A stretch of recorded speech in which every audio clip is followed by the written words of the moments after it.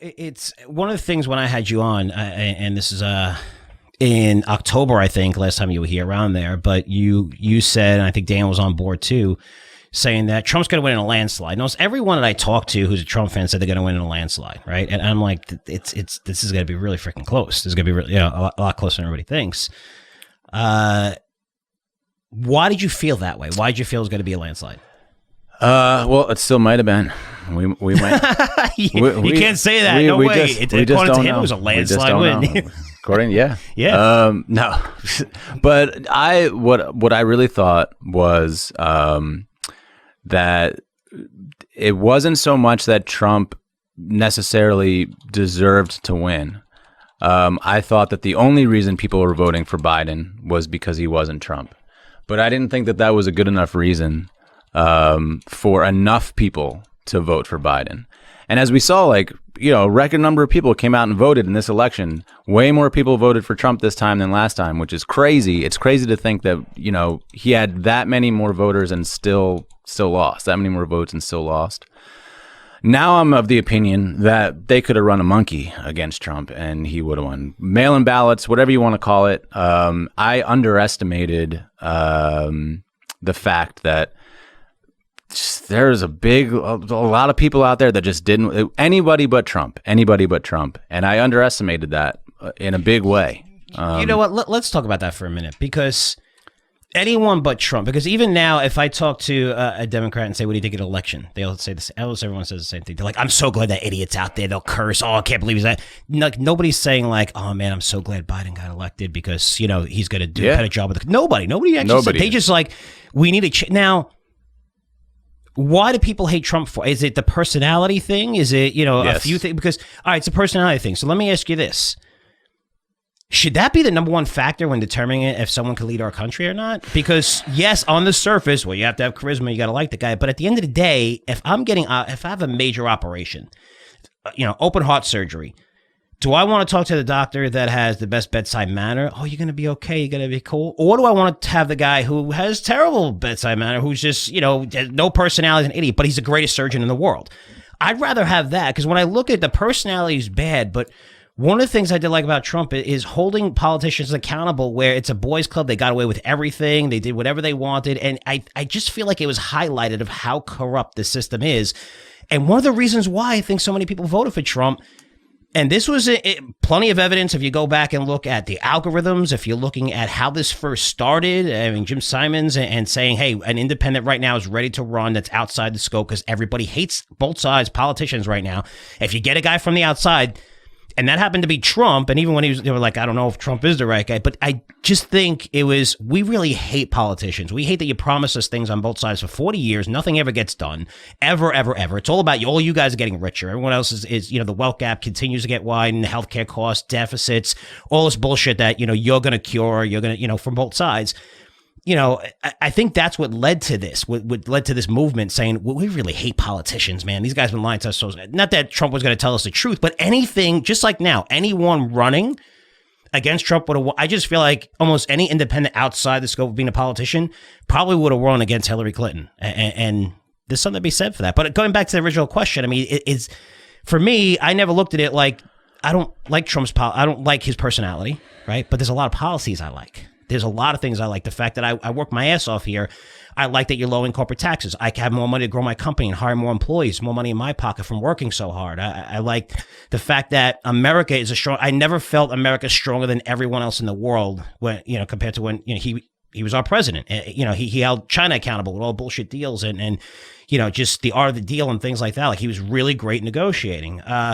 When I look at again, holding those politicians account, our military's been the strongest it's ever been. Like, we haven't had a war, which is rare in the presidency, which, these are some of the things that I really like. But, the immigration policy and banning Muslims and him never ever admitting, like, I don't think any of the Trump followers really looked at it that way. But I guess that was enough emotion to take it over and say, we really freaking hate this guy. This guy will never admit that he's wrong. He's an asshole. He calls out everybody. I mean, I guess that's what led to it. But man, it's just the hatred for him is kind of incredible. It's definitely a character thing. It's really not a. I mean, I'm sure there are people disagree with policy also, but it's the way that he expresses himself. It's the way that he goes about doing the business that he does. It's very easy to not like him. It's very easy to not like him. And I mean, I don't know. I guess there's a lot to unpack there. So, you were asking like, I used to like 50 questions there. Yeah, I mean, is character like the most important thing? I actually think when it comes to the presidency, I think that it's at least equally as important as what you actually believe, because I think people look. The presidency is sure it's the most powerful man in the world, woman maybe one day. The most powerful person in the world, right? So you think to yourself, like, it's not really. You can make the argument that like it's really all about like what they believe or the policies that they want to put in place. But I don't think people respond to that maybe as much as you do. Like I think people respond to the way people look.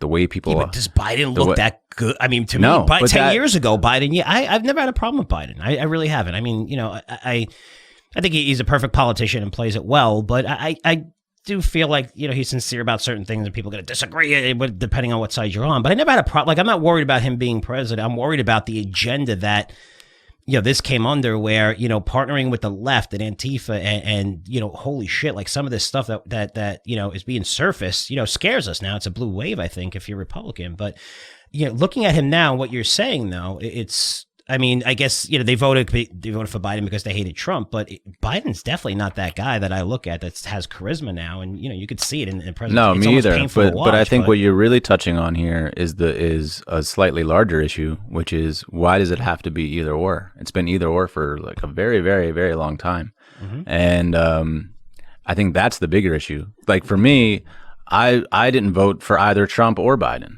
I voted for Joe Jorgensen. And the reason I did was because I couldn't vote for Trump, but I couldn't also not vote for Biden. Mm-hmm. Now, most people don't even know who that person is. Mm-hmm. Like, wasn't on any debate stage, and that's a problem. I think anyone who's running for president should be allowed to be a part of the debates. If you are on the presidential ticket, you should be allowed to be in the debate. Like you should have your face seen, your voice heard. And that's part of the problem right there is we're split right down the fucking middle where you've got Team Red and Team Blue and everyone's worried about like throwing their vote away on some third party. Well, I'm sorry, but like at some point, if you don't start voicing the idea that I don't like this guy and I don't like this guy, I'm going to vote for somebody else. And I'm not just going to vote for the person I like the least. I want to vote for the person that I actually like. Mm-hmm. I didn't want to see Biden in office. I didn't want to see Trump in office. Mm-hmm. I wanted to see a completely new set of ideas.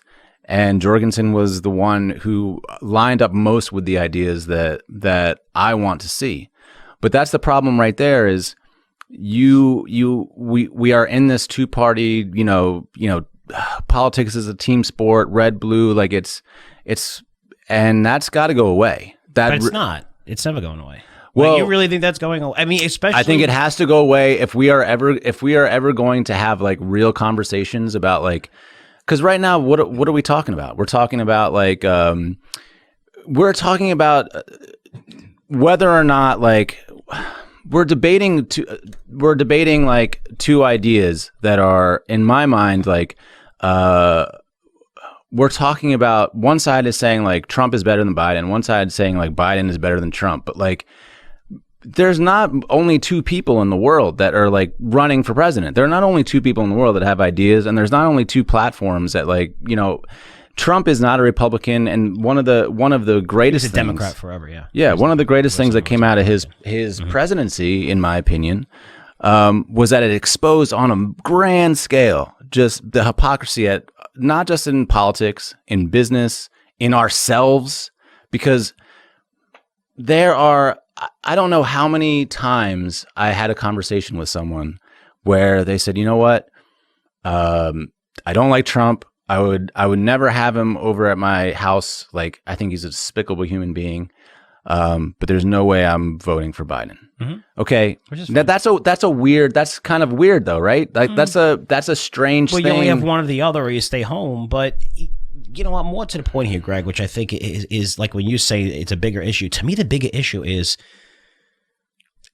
there's 75 million people. Again, maybe you could whatever if it's 80 million for Democrats that voted 70. There's 70, but it's one side totally believes the other side is completely delusional. Yeah. They're fucking delusional. Like, they're idiots. They're liars. They don't know what they're talking about. And to me, as someone that voted for Trump because of the policies, I am a racist. I'm a Nazi. I'm an asshole. I'm like, because, listen, they deserve it. They got the blue wave. They deserve it. They kicked ass. They won. You have your policy. Okay, now don't tell me you're going to try to unite the country and then get up there and say, and impeach the guy with 5 days to go, 4 days to go. We'll get more into the Capitol Hill and stuff like that. I mean, but it's like the third time you're impeached. It's the second time in the House, the third time Ukrainian, the other two things completely fabricated and made up, leading up to this event where now we finally got the way to impeach this guy. And what is that going to do to, again, we'll talk about that later. Like, just, what do you think the Republicans are going to do to Biden the next 4 years? I mean, come on. Well, they're already going to impeach him. They're going to try to impeach.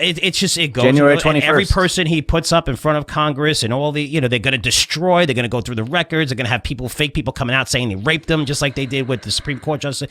When does it stop? But even the media itself, where, there hasn't been one case where I've seen CNN or MSNBC mention one positive thing on Trump in 4 years, right? Which, by the way, you talk about the easy transition of power. Was it that easy? Because for 3 years, they said that Russia interfered with the elections, which turned out to be 100% fabricated, right? Nobody cares. No one gets arrested anymore. Nothing, right? But for 3 fucking years, you went through this whole entire process of busting this guy's balls and saying, Russia, which didn't even make sense because he's one of the hardest presidents on Russia. Even some Democrats admit that. I get it. You don't like him, but you can't make shit up to get rid of him either, So for me, when I look at this, and then I look at the other side where, the Trump people, like, for me, I think I'm different here, Greg, where I'm like, I don't hate Biden. You guys deserve it. You get your policies passed and stuff like that, and that's cool.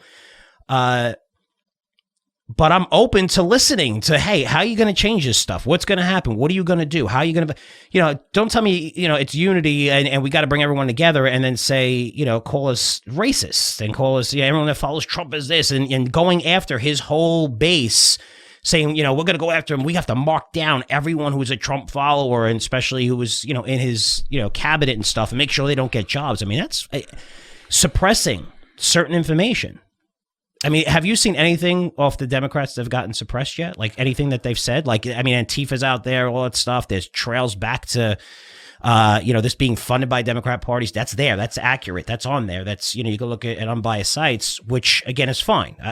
But when I just see all of this stuff, it's kind of like, it's either or, man. How come it has to be either or? Because it's that's like for 75 million people, I think the other 75 million people are delusional. It's fucking crazy to think that, right? I mean, that's exactly my point, because I don't think that we live in an either or world, and somehow politics has become either or. How do we change it?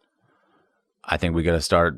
I think we start voting for third parties. I think we got to start platforming people who have different ideas that aren't necessarily just being championed by legacy politicians. I mean, it shocked the hell out of me that Biden even got the nomination to begin with. Like, Bernie Sanders, by all rights, should have had the nomination. It's funny. It's funny how I think, he was leading, right? And then all the Democrats completely on that stage destroyed him, ripped him apart to shreds, made sure he is definitely not representing our party. Yes. And then once that's over and Biden, they're like, hey, Bernie, how's it going, man? We need your support. We need you to speak. Like, it's to me, that's absolutely, you just destroyed the guy. You went nuts on him for him speaking. And I just feel like he's one of the guys that truly believes that, in socialism, that's great for our country, but he believes it. He believes I think other people are just like, what they're going to say, whatever the poll says, but, and they went after him. I just think it's funny that after they destroyed the freaking guy and Bloomberg and calling him, a rapist and how, on stage and just attacking his character, right? His character that, just smashing him. But hey, he's a guy that's investing $100 million in Senate races in Georgia and South Carolina. It's, we need you for, it's just, I don't know. It's just mind-boggling to me, man. The political world. I mean, but by all rights, I think. Bernie should have been the candidate. I don't know what happened there. I'm not gonna say it was completely above board. I wouldn't be surprised if. I mean, they stole it from him the first time when he was running against Hillary. I would not be surprised if they stole it from him again. Now, would he have beat Trump? I actually, again, looking back on it, I thought that he would have had the best chance to beat him in the first place. Looking back on it, you could have run a monkey against Trump, and I think he would have won. I really think that I really believe that there is an establishment on both sides that has no desire or incentive to see anybody with any kind of new or different ideas come to power at this point. Now we're going to see a big turnover soon. I mean, Nancy Pelosi's 80, fucking Biden's 80. I don't know how old Mitch McConnell is or Chuck. They're all up there. Mid-70s. They're all up there. I mean, there's going to be a turnover at some point.